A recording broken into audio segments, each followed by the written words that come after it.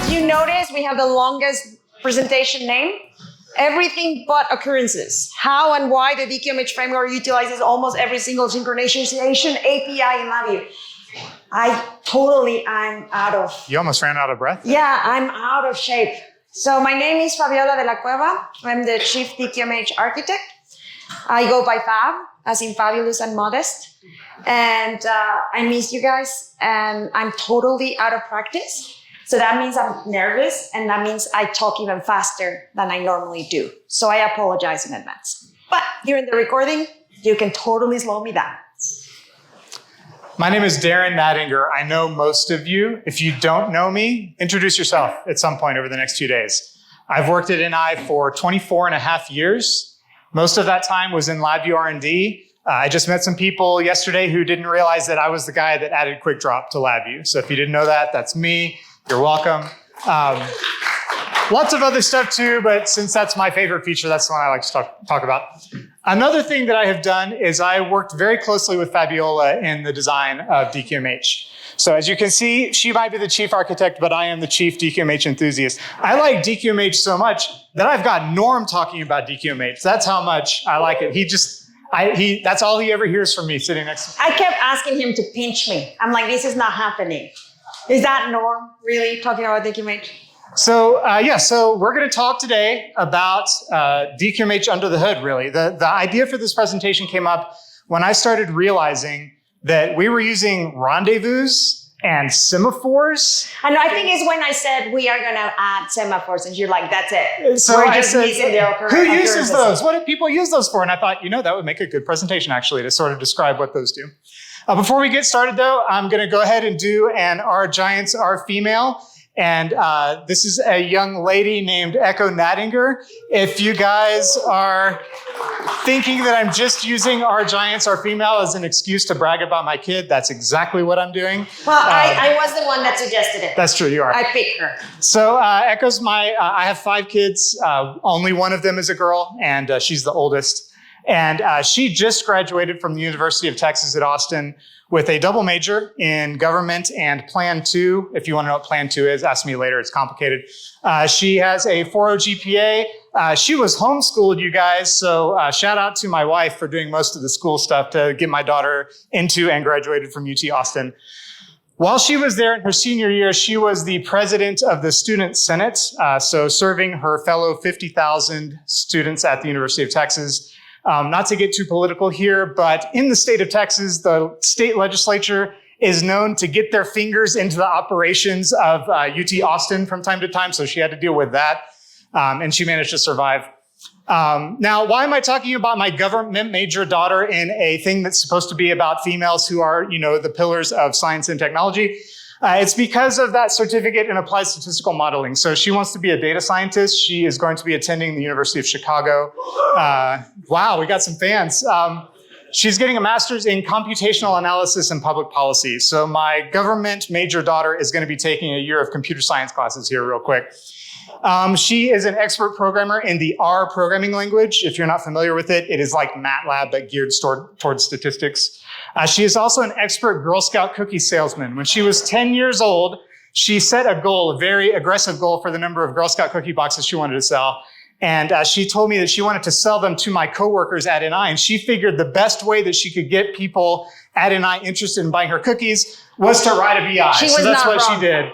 She was not wrong. She wrote a VI to help my coworkers decide how many boxes they wanted to buy and what kind of cookies they were. This was 2011. That's all silver controls right there. So she was a real fan of those. So anyway, that's my daughter. Most of you have heard me talk about her over the past 24 hours, probably, if you've been around me. Very proud of her. Homeschooling works, at least for one of the 5 kids. We'll see how the rest of them do. Wait a couple of years to see, but at least it's working out. All right, so let's move on to why are we giving this presentation? There are several goals that we have in the material that we want to present. The first thing that we want to do is introduce the synchronization APIs in LabVIEW. Queue, Notifier, Semaphore, Rendezvous, and Event. Yes, they're all up there. We want to describe the use cases for these APIs when you're programming in LabVIEW. And we want to provide examples of how we use those APIs in the development of DQMH. What we really hope happens is at the end of this presentation, you guys will be equipped for when you go out into the world and start writing or continue writing your LabVIEW programs. After seeing what we have to say here, you're going to be in a situation where you're going to say, I need to use a Rendezvous for this. And perhaps you would not have thought of that before because some of these APIs are kind of obscure and we thought we wanted to really shed some light on them. There's a few things that this presentation will not be. This presentation will not be an introduction to DQMH. If you're looking for that, I have a great presentation on that I can lead you to later.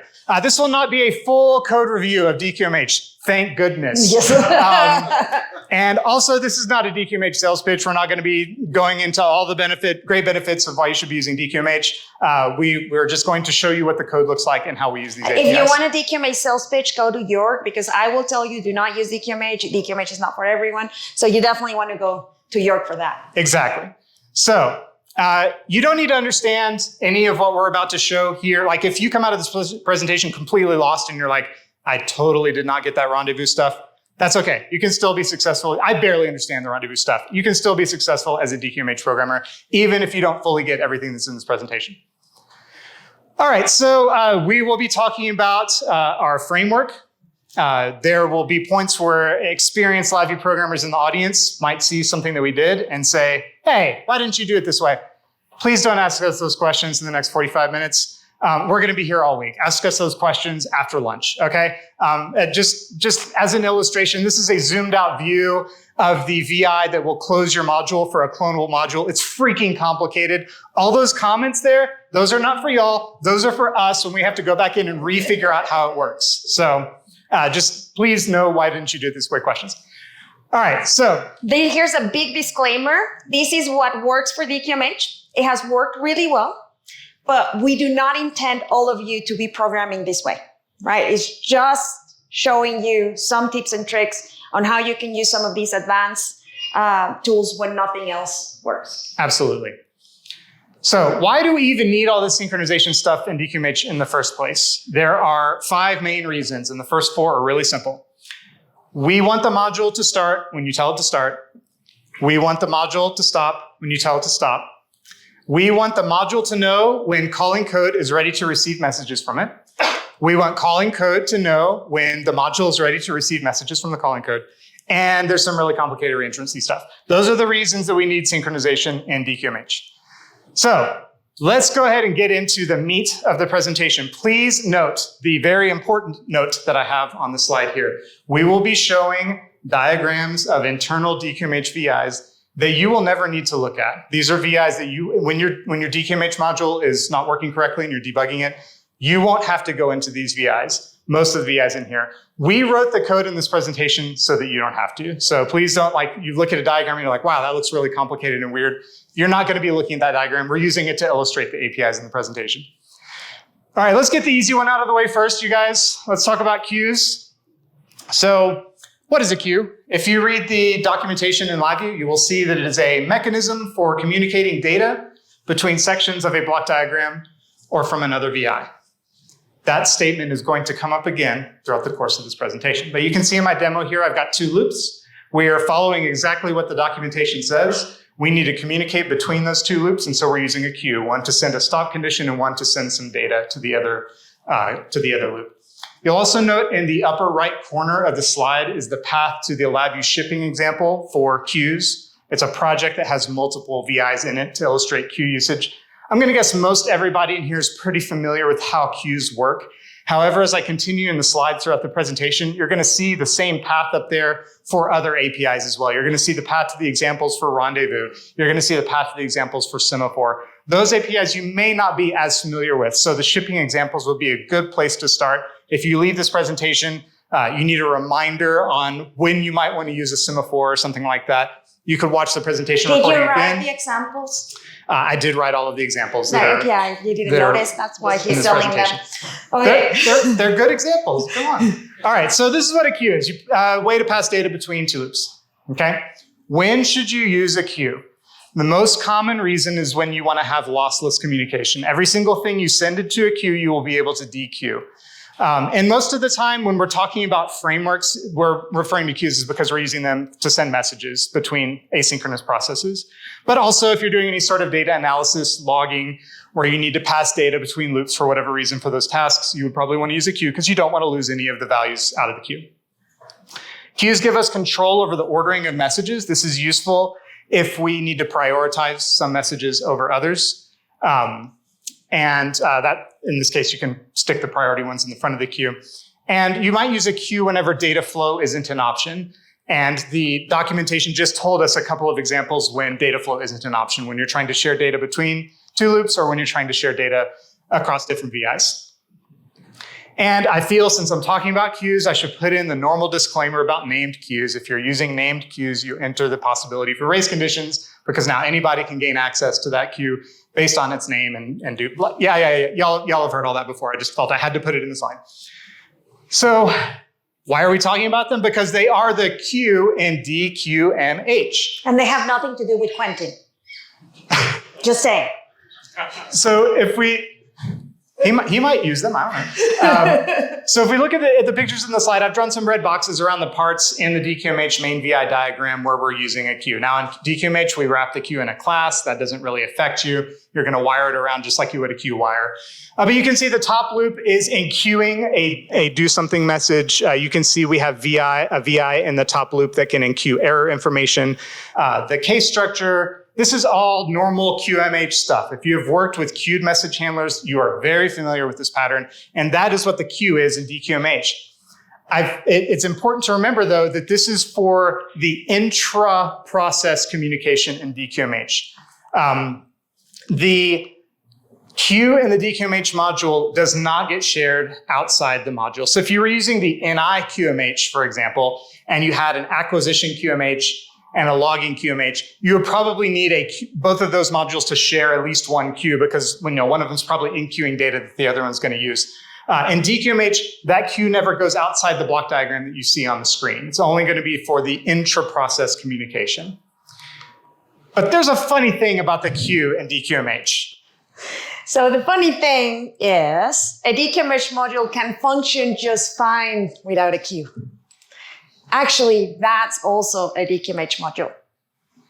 It only has the event handling loop. It doesn't have the message handling loop. It doesn't have a queue. And this is where I apologize to NI because during I don't know how many years I have said, how dare you them name events as user events when they're not user events. If we could do it all over again, we would probably call it the DEMH because it's really more like the event manager handle. Anyway, so what is an event? It's a mechanism for communicating data between sections of a block diagram or from another BI. Very familiar to what we saw earlier, right? So that's what we use events for. When should you use an event? All the same reasons listed for queues that we did before, plus when you also want to handle user interface events. So please do not confuse what NI calls user events with user interface events. We call them dynamic events. I think that's better.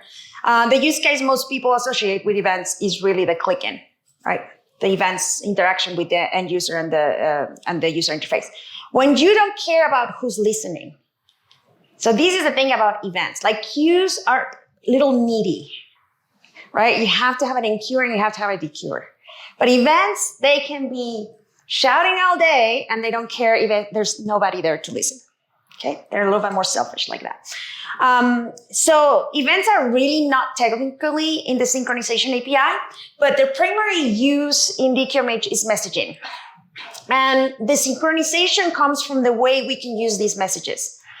You heard me talk about this before. Request is named as an imperative form, is an order or request. A broadcast is named as a past tense. So the events in the synchronization happen from the combination of these things. I request, the module acts on that event, and then it either sends me a reply or a broadcast. And that's the way we use them to synchronize things on our software, right?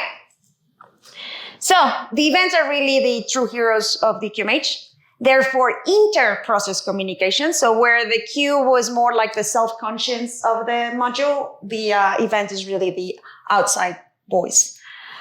Calling code makes requests to a DQMH module. DQMH modules broadcast information to 0 or more listeners. This is important because this makes modules to work on their own. And you can even build an executable with just the main of the DQMH without even using the API tester. Requests and broadcasts are implementing using dynamic events under the hood. So again, DQMH is built on events. It cannot live without events. So why does DQMH use events? No listeners? No problem. You heard this joke or meme about what happens if a tree falls in the middle of the forest and there's nobody to listen to it. Does it even make a sound? That's kind of the thing with events. Easy to share user events, reference across clone instances. This was another of those decisions that we're not going to share, we're not going to discuss here, but all the clones in a DQMH module share the same references to the events. That makes it very easy because instead of putting a request inside a for loop, I can just make a single request with a -1 and all the clones get it at the same time. Event structure provides nice programming syntax. I don't know about you, but I'd rather deal with errors at edit time than errors at runtime. So by having it be type def specific, or how do you call that? Strict type def? Then a strict typed. Because if they're strict type, you can get errors at edit time. Notifiers. All right. So I'm going to talk about notifiers here. So DQMH, one of the great things. Oh, sorry, got it. I mean, you guys probably hear me anyway, but I'll use the mic. So DQMH is an asynchronous framework, just like Actor Framework and other frameworks out there. One of its benefits is that you can have multiple asynchronous processes running. You can have a process go off and do stuff and tell it stuff or ask it to do stuff. Sometimes, though, you really need to wait. You tell your process something, and you really need to wait to see what it tells you back. And that's when notifiers come into play with DQMH. So what is a notifier? Guess what? It's a mechanism for communicating data between sections of a block diagram or from another VI. Again, I'm starting to sound a little repetitive here. That's what queues were. That's what events were. You can see this block diagram is doing the same thing as those other block diagrams where you can see the shipping example path up there. So when should you use a notifier? When you need to share the latest data. So a queue is not lossy. Everything that you put in the queue, you can dequeue. Notifiers are not the same. If you write something to a notifier, then you write something else to the notifier, and some other code eventually reads that notifier. It's going to get whatever the latest thing was that was sent to that notifier. So it's different from queues in that way. So if you're not concerned about data loss, if you're only concerned about the latest value, you can use a notifier. If you don't care about the number of listeners, again, similar to events like Fabiola just talked about, you can use a notifier. You can blast data into a notifier all day long, and if there's no listeners, no problem. But this last one is the one that is interesting for DQMH. And that is when the data sharing conduit that you need to set up is ephemeral. Now, what I mean by that is if you just need to set up communication between two places where you start the communication, send something, then stop the communication and it goes away forever. You could do that with queues. You could do that with events. It's really easy also to do with notifiers. So let's talk about a request and wait for reply event. So DQMH utilizes these. Oh, Norm's done. He's offended deeply. He's gone. Once I said my asynchronous framework needed to wait, he's out of here. Well, I told you I was dreaming. It was all a dream. Thank you. I mean, Alan's still here at least, so I've still got somebody. But I don't know. You're talking about reply messages. Oh no. Oh, correct. He's going to start standing up. Okay. So in DQMH, we use request and wait for reply a lot. So a regular request, which Fabiola described earlier, is when you ask a module to do something. So you can see in the screenshot, we've got a VI where we're asking the module, hey, can you update the header state for me? And then the calling code just continues on its way. Maybe the module will do it. Maybe it won't. We don't know, but we asked it to. That's what a request is. But sometimes when your calling code makes a request, it really needs to hear something back from the module right then. Now, there are ways to do that with this picture here. You could send a request. Then you could set up an event structure to wait for a broadcast from the module to get a reply back. You could do that, or it's easier to just set up a request and wait for a reply. So this is another event type in DQMH, which implements synchronous behavior into the API. So now instead of sending a request and just hoping something good happens, now you send a request, but you're going to wait because that sub-VI is going to sit there until the module gives back a chamber temperature. So request and wait for reply is what I'm going to be talking about with notifiers here. So how does it work? Well, step one, and remember what I said earlier, these are diagrams you typically are not looking at in DQMH. This is stuff that's scripted for you that's behind the scenes. So the block diagram that's shown here is the block diagram of the request and wait for reply VI. So in that previous slide, the request temperature VI, this is what's on its diagram. We are creating a notifier. We are sending a reference of that notifier to the DQMH module with an event, and then we're waiting for the DQMH module to reply back. In the DQMH module main VI, we're executing the code associated with the event, which is request chamber temp. We are performing something inside that sub VI, and then we are we are sending back notification of the result. We've read the temperature, we're gonna send it back. And then back on the diagram of the request and wait for reply VI, so the same diagram is in the top picture, we have been waiting for that notifier, we get it back, and we shut down the notifier. So all on the same diagram, which is the top picture and the bottom picture, we create the notifier, send the notification, create the notifier, wait on notification, then once we get it back, we shut it down. It's like, think about return to sender. Oh, nobody sends letters anymore. Never mind. We might have some Elvis fans in the audience. All right, so why does DQMH use the notifier for this? I mentioned before that you could also accomplish this with a queue. You could also accomplish this with an event. This is an ephemeral thing. We're just setting it up and shutting it down. Why does DQMH use notifiers? Because they are easy to script. It's only 3 primitives that we have to drop down on the block diagram. The notifier is created, the notifier is destroyed, all atomically within the request and wait for reply VI. This could have also been done with queues. It could have also been done with events. We just figured notifiers made it really easy to script. This is an ephemeral thing. There's no way we're gonna send the notification twice and lose a value. We're only sending it once. So notifiers made the most sense for this. Now, this would normally be the point where we would move on to the next API. We would start talking about rendezvous. But we found a bug in DQMH a few years ago, and we fixed it with a notifier. So I figured I would talk about that. So here is how shutting down a singleton DQMH module works. I have a question from York. What is singleton? Oh, we said we'll talk about that later. He doesn't need the mic. He asked what a singleton module is. If you aren't familiar with DQMH, I'm assuming most people in the room are. A singleton module can only one instance of it can ever be running. A clonable module, as many instances of it as you want can be running because it's implemented as a reentrant VI. So here we're talking about shutting down a singleton module where only one of them can ever be running at once. We're gonna broadcast out that the module has stopped. We're gonna broadcast out that the module is no longer running, and then we're going to destroy references. The diagram looks like this. Very simple. Ta-da! Module did stop, broadcast out that it's not running, destroy reference, destroy reference, destroy reference. That's how singleton module shutdown works. I'm gonna say something here. It's like, we get asked a lot, why is it that you still have singletons if you could do everything with clonables? Because singletons are a lot easier to teach. And we can get people on board and debug. And we can getting people on board with singletons, and then when they're ready for the first clonable, they're ready. Absolutely. So that's how singleton module shutdown works in DQMH. Clonable module, you guys remember that picture from before? This is how clonable module shutdown works. Again, all of those free labels on that block diagram are for us to try to remember how this all works when a bug happens. And a bug did happen. So here's something shocking. Thomas Jefferson would be so upset with us. Not all clonable instances are created equal. When you fire off a clonable instance, then you fire off a bunch more clonable instances. That first one, he's special. He owns the event references for all of the instances. So if you start up 10 clonable instances of a DQMH clonable module, the first instance is what created all of the event references. All the other ones use the ones that one created. So let's say you have multiple instances running of a clonable module, and you stop the first one. It doesn't actually stop. You think it stopped, we tell you it stopped, but it's still running in the background because we need those event references to stay alive.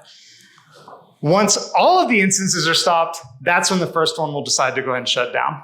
If we could have done this all over again, we might have done it a little differently because this ends up being kind of hard. Yeah. So we have to keep that first instance running in order for the event references to stay alive. So we ran into some bugs regarding this very esoteric race conditions where you like spam the module to like start and stop a whole bunch. Like it's pathological. We didn't see this in the real world. We saw this in testing.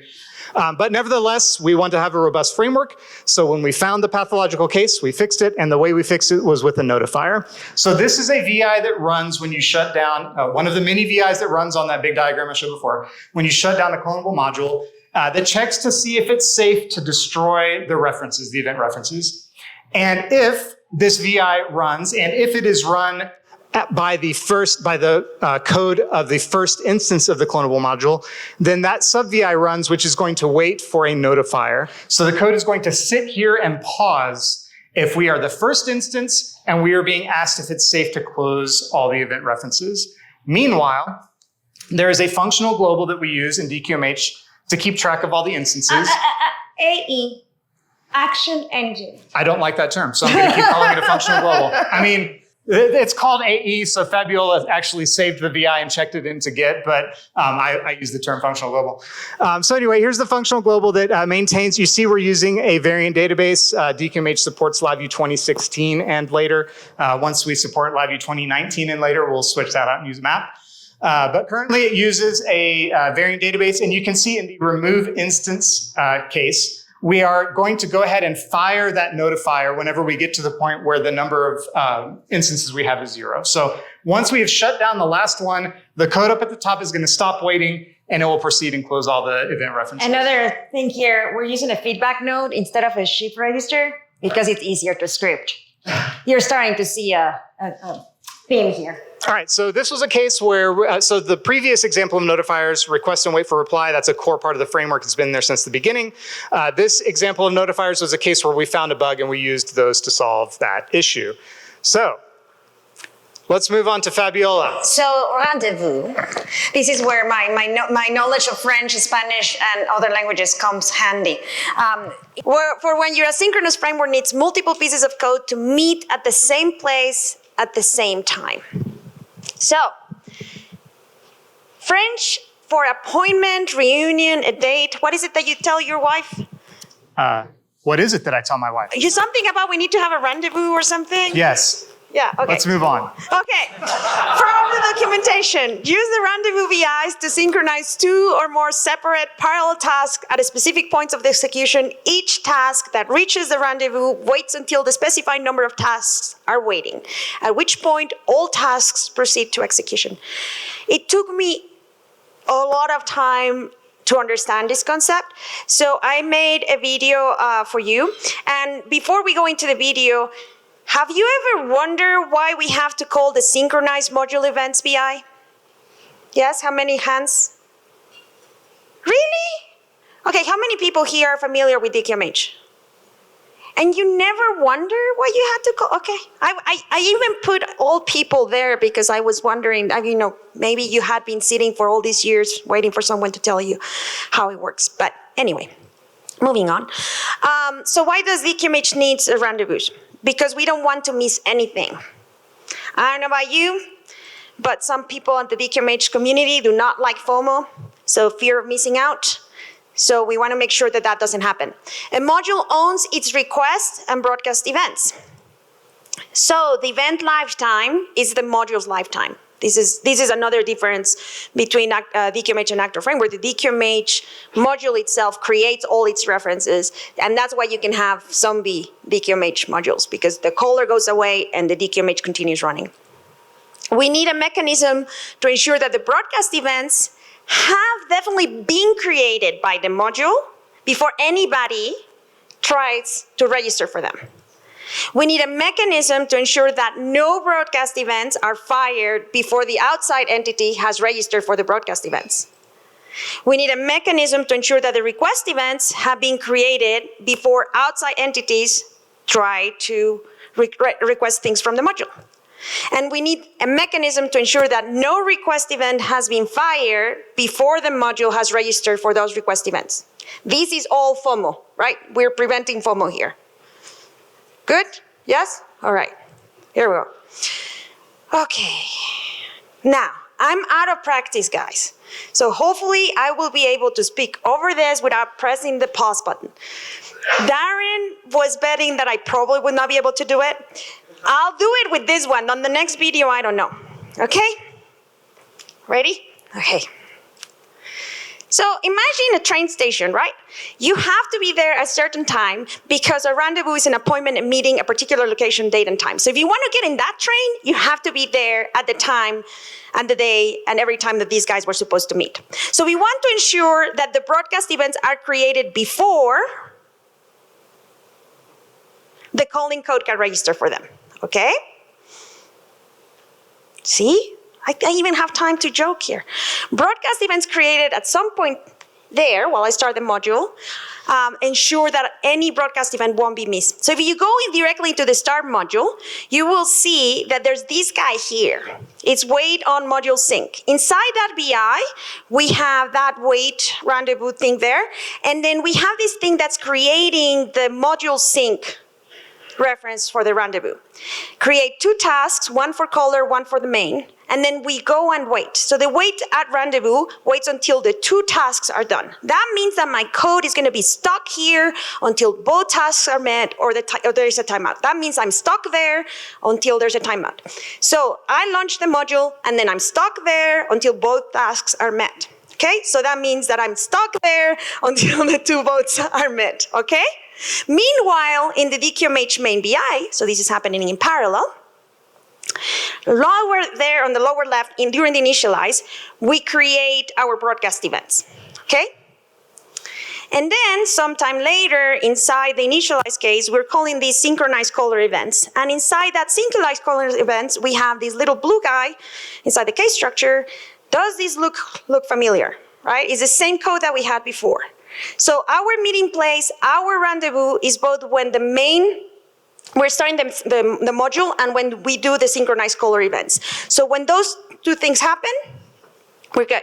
So the takeaway is to ensure that the broadcast events are created before I can register for them. We use rendezvous. Okay? Everybody still with me, or did I already lose everyone? They're falling asleep, they're hungry. Broadcast events created at some point during the start module, so that ensures that I won't miss any broadcast. So that was fun, right?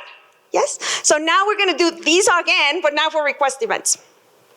All right, so we want to ensure that the request events are created and registered for before I can send any request.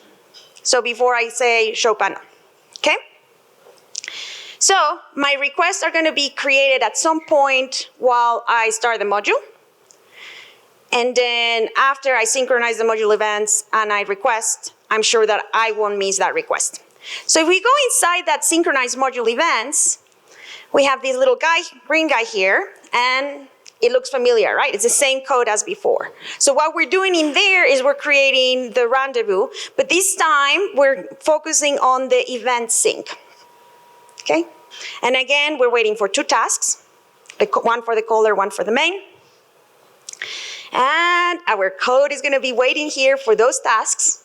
That means that our code is stuck here until the 2 tasks are met or there's a timeout. That means that our code is stuck there, it's stuck there until the 2 tasks are met or there's a timeout, okay? So what happens, meanwhile, at the DQMH main? We go again to the lower left area in the initialize, and that's where we are creating now our request events. So they're created here. And then I go up, register for them. So my module is registered for listening for requests. And then we go back to that synchronized module events. So we're gonna go down, back to the right, synchronized caller events. And inside there, now we're gonna look at the little green guy there. And again, this code looks familiar. We go in there, this is where we're stuck. So our meeting place, our rendezvous is both when I do the synchronized module events and when I'm the synchronized caller events. So the takeaway for the request events is that we use rendezvous to ensure that the request events that are created and registered for some time while I start the module, the calling code can call any request event and it's not missing them. Right? The module doesn't miss the request. Okay, so request events created and registered for at some point here. And then after this exiting the synchronized module events, we know we won't miss any requests. So there's one more thing This is in honor of Jörg. Ensure that code executed before the synchronized call events does not take longer than the timeout. And yes, the guys in the train are still figuring out if we're there yet. So I hope you're not as bored as they are. I did it, Darren, I did it. That was great. Okay, LabVIEW trivia question. And we're gonna ask, right? So raise of hands. Which of the following, first of all, if you have your computer open and access to LabVIEW, you cannot vote, okay? If you have debugged any of these things and know what's in the block diagram, you cannot vote, all right? So who are in those cases, in those two cases, so I know that you're not gonna be raising your hand? Okay, 2, all right, 3 people, all right. So, which of the following APIs is used under the hood to implement the Rendezvous API? DLL call. We have one vote back there. Syn call. Code, what is it called? Code interface node. Code interface node? Nobody knows what that is, so yeah, that's fine. LabVIEW executable callback. No? Okay. Q. We have 3 hands raises for that. Notifier. Oh, there's a lot more. And then none of the above.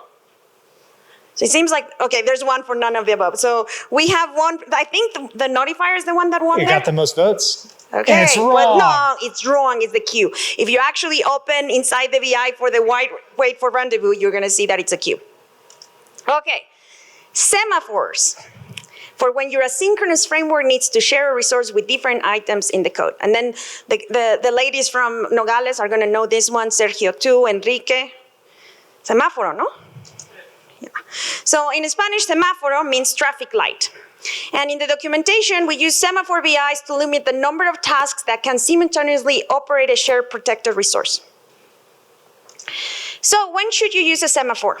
The documentation, again, because a lot of people don't read the documentation, you can use the semaphore VIs to synchronize 2 or more separate parallel tasks so that only one task at a time executes a critical section of code protected by a common semaphore. In particular, you use these VIs when you want certain VIs or parts of a block diagram to wait until another VI or part of a block diagram is finished with the execution of a critical section. These things are really clear for computer scientists, right, Brian? But those of us that are not computer scientists, it takes a little bit more to get our minds around it. So, when you stop a singleton module, a few things happen. But if you try to restart the module while this code was running, we had a little race condition there. And then again, the semaphores were not there since the beginning, but when we realized that we had this thing, we were like, okay, we need to do something. And we tried different proofs of concepts for this. And when I found the semaphores and I told Darren was like, no, really? We're gonna add semaphores? But it proved to be the best way to do it. Okay, this one, please, I'm gonna need encouragement with this one because I think I'm gonna run out of breath, but here we go. All right. You can do it. Thank you. In Spanish, a traffic light is a semaphore, very close to semaphore. A traffic light controls access to a common resource, the road. If you're in a Brazilian restaurant, sorry, because we're right before lunch, if you want more, you put a green thing and they give you food. The shared resource is the plate. If you put a red thing, that means I don't want more food. Okay? In LabVIEW, we have a complete palette for semaphore, obtain semaphore, acquire semaphore, release semaphore, all of that. In DQMH, the shared resource is the DQMH main running state. Okay? DQMH start module and stop module are not atomic operations. So because they're not atomic operations, and we saw in the Rendezvous discussion, we need both the start module and DQMH to always, okay, so nobody should be able to start a module when the module is in the process of stopping. Otherwise, you have a crash car. Nobody should be able to stop a module when the module stops starting. So if we go to the API tester, and I do a right click on the stop module and then find the terminal, I can find where I'm calling the stop module. So I go to the stop module. If you go inside the stop module, you can see at the top left, right there. What is that? That is acquire module semaphore. Okay, and then on the far right, when I'm done with that, I have a release semaphore. So anything that happens in there is protected. Cool, right? So let's go back. If I now go and find the start module, find terminal, go to the start module, double click on the start module, go to the front panel, the block diagram, then you can see on the left, what am I doing there? I am acquiring the semaphore. So if somebody's busy stopping, I won't be able to acquire it. And then I release it. So this is how I ensure that that the module stops if it's in the process of stopping before I try to start it again. All right? I did it! I The question is to ask if anybody understood what I said. Another thing I want to point out here is this was another one of those cases that was found in pathological testing. This isn't something that came up in the real world. This is something that happened when we tried start really quick in a row and found that our modules are getting in a weird state. So this is another case where we fixed a bug so that we could make our framework more robust, and we utilized yet another synchronization API to do it. Also, if Andreas is watching this video, I think this one was another one that he brought. He has brought probably 2 or 3 of these ones that we had to fix. Thank you, Andreas. All right. So Semaphore to the rescue. In case the entertaining video was not enough, here's a summary. So stop module grabs a semaphore, holds onto it until the module is completely stopped. This is a block diagram you will never see. Not because it's closed, it's open. It's not password protected, but you really don't need to see it. Once the module is completely stopped, the stop module releases the semaphore, and then the start module must grab the semaphore before it can start the module. So what about clonable modules? Clone instances are managed by the clone registration AE. A private function of he changed it. She might have named the VI, but I wrote the slide. A private function of global VI in every clonable DQMH module library. And again, the reason it's a feedback note is because some scripting ninjas say that that's easier to script. Managing access to the clone registration AE. Start module messes with the clone registration AE a lot. Close module does the same thing.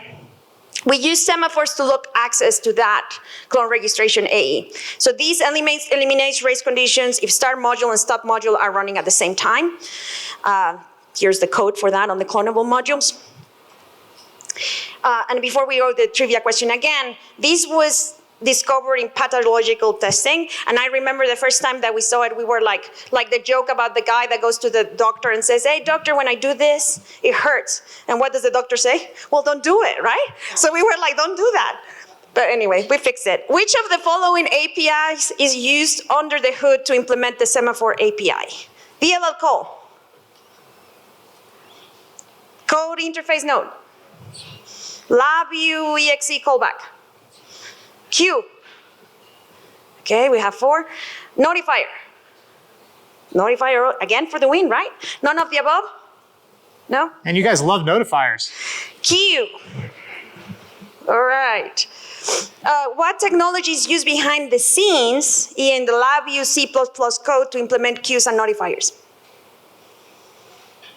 Any takers? Brian, I know you know this one. You don't? He has to phone a friend. Okay, we don't have time for that. Occurrences. So we lied. We said that this was everything about synchronization except for occurrences, everything but occurrences, but we actually are using occurrences under the hood. And before queues were introduced in LabVIEW, if you have a chance to talk to old-timers, they will tell you they used to use occurrences because occurrences were on the palette to create queues and notifiers and everything that I just showed. So I'm glad I was not in that time. I'm an old-timer, but I'm not that old. Okay, summary. Queue is a lossless communication between loops and or VIs. Events is lossless communication between loops and or VIs. Event structure syntax is a plus, we love that. Not worrying about having 0 listeners is also a plus. And that's basically why I adore events. And actually I found that the reason people were not using them was not because they didn't understand them or they didn't like them. It's just too many steps. So I was like, if we can figure out a way to script it, I bet you a lot more people are gonna use them. And I think I was not wrong. Notifier, lossy communication between loops and or VIs, not lossy if all you care about is the last notification, the single notification, which is our use. Rendezvous, wait until everybody else is also waiting, then proceed. Semaphore, wait until nobody else has locked the semaphore. And our lessons learned, designing frameworks is hard, people. It's not for the faint of heart. We had rendezvous and events since the beginning. Reentrant VIs are hard. Anything that has to do with reentrant. Semaphores and notifiers were added to fix bugs, sometimes obscure, hard to reproduce race conditions. The need for additional synchronization mechanisms beyond our initial design does not invalidate our initial design.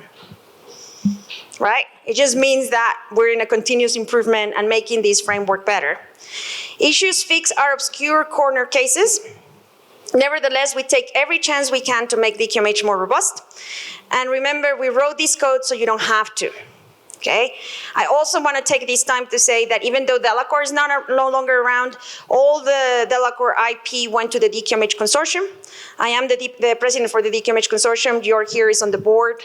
Luis, my husband, who's somewhere over there, is on the board too. And then Matthias Baudot and Olivier Jordan are on the board. And I have disappeared for the last 2 years, but DQMH have kept going. So it's also, I think, a testament that we must have done something good because it didn't need me to stay around for it to continue. So, thank you. We have a couple minutes before lunch. Do y'all have any questions? And sorry for making you hungry with the Brazilian restaurant, but I'm sure it was so fast that it didn't. Question.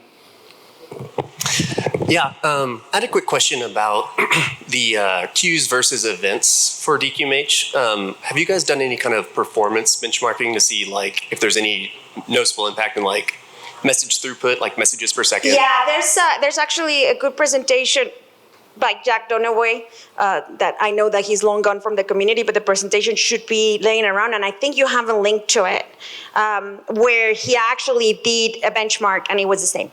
Okay, cool. So it's, I think a lot of the misconceptions with the events is because you can overload an event structure with a lot of things, you can have something prevent your events from being handled. But if you have chatty events, you can have as many event structures as you want. You just, register for the ones that require not to be interrupted by anything else. You make them dedicated for that chat event, and then you're good. And in under the hood events are really, I treat them as queues. When you create the event and do the registration for the events, you're in essence creating a queue, and the queuer is the event structure. Mention Olivier's presentation. Oh yeah, Olivier did that's true. I don't know why. Sorry, Olivier. Olivier Jordan has an excellent presentation that he did for the GLA Summit that basically goes through it's called Demystifying Events. 10 things or more. Or 10 things or more that you didn't know about events. But it's on the GLA Summit, and you can find it also on the LabVIEW wiki, right? Q? And the LabVIEW wiki has all the list of presentations, and he goes through all the myths that there are lying around about events.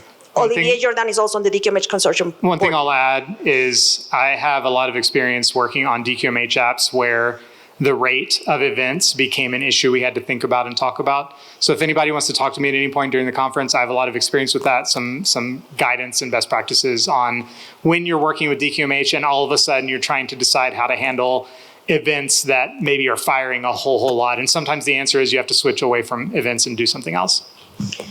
And that is true for the when we had to do the four giga samples per second thing, obviously there, but queues would also not be enough, right? The thing was going so fast. So what we did is what you and I were talking about yesterday. We made a BI that was on the highest execution thread. Which one is that? Well, Time critical? Time critical. I think it's time critical, and we made it headless. We made the BI headless. There was no indicators, and then that thing would delegate to another BI to do the processing. That way we had a dedicated resource.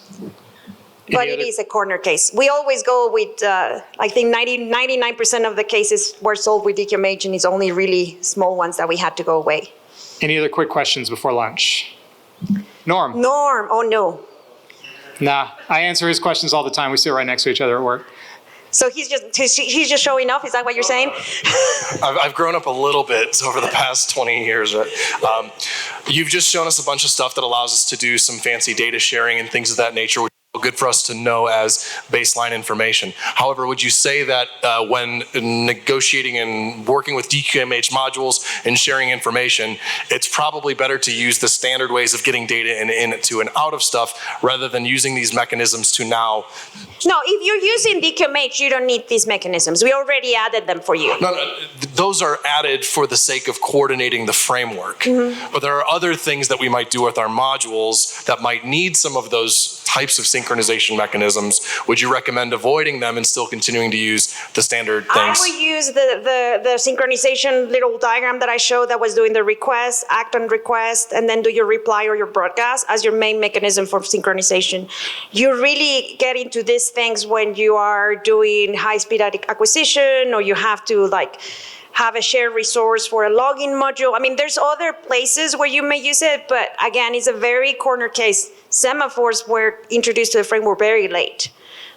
So, yeah. In all the DQMH work that I've done, and I've worked on a lot of DQMH modules over the past several years, I use the scripting tools to make the events for me, even when it's like private events that like, and that'll become easier eventually. I've not done anything special with queues that I can remember. I feel like I may have used notifiers once or twice outside of the framework. I've never used semaphores or rendezvous for anything I've tried to accomplish with a DQMH module, other than the stuff that's built in that we just talked about. This is one of those obscure things that you can share when you're at a bar with your friends. Hey, do you know how rendezvous work? Yeah, I have. This is my vacation, people. So I'm on vacation right now. This is my idea of a vacation.